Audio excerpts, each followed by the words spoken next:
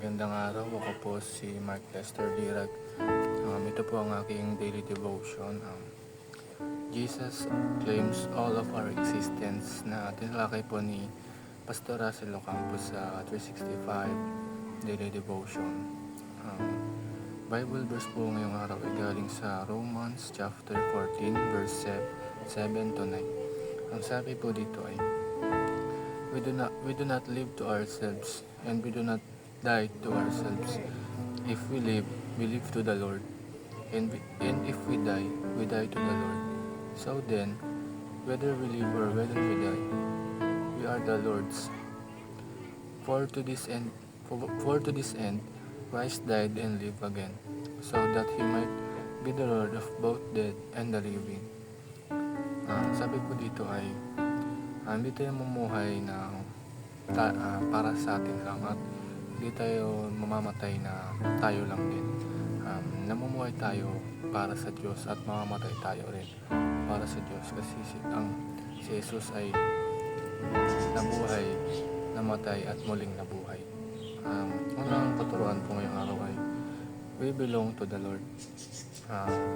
Nangangahulugan ito na tayo ay nilikha ng Diyos at Siya ang may kapangyarihan sa ating buhay. Ang ating pagkatao, mga desisyon at layunin sa mundo ay dapat na alinsunod sa Kanyang kalooban.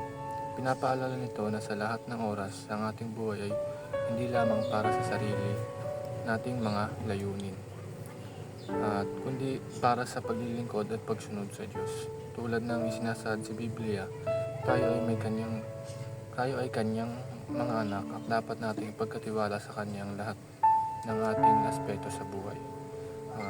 Second teaching is, we live and die for the Lord. Namumuhay at mamatay tayo para sa Panginoon ay ibig sabihin ay lahat ng ating ginagawa sa buhay, mula sa ating mga desisyon hanggang sa ating mga aksyon, ay dapat nakatuon sa paglilingkod at kaluwalhatian ng Diyos. Hindi lamang tayo nabubuhay para sa sarili nating mga hangarin, kundi para tuparin ang Kanyang kalooban at Kanyang mga utos. At kapag dumating na panahon ng kamatayan ay pagtitiwala na sa kabila ng pagkatapos ng ating pisikal na buhay. At ang kabuuan ng ating buhay mula simula hanggang wakas ay para sa Panginoon. Ang huling katuruan is, we judged by the Lord. Ang ibig sabihin po ito, sa huli, ang Diyos ay ang magbibigay ng hatol sa ating mga gawa, iniisip at sa ating puso.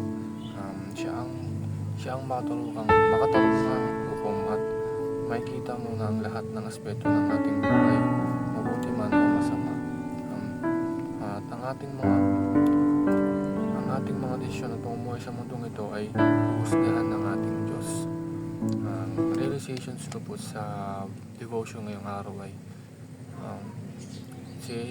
pagmamay-ari tayo ng Diyos at nabubuhay tayo sa mundong ito may kalooban sa Diyos, at mamamatay tayo na lalapit pa rin sa Diyos, at ang Diyos ang maghuhukom sa atin ng mga ginawa natin dito sa mundong ibabaw. Yun lamang po.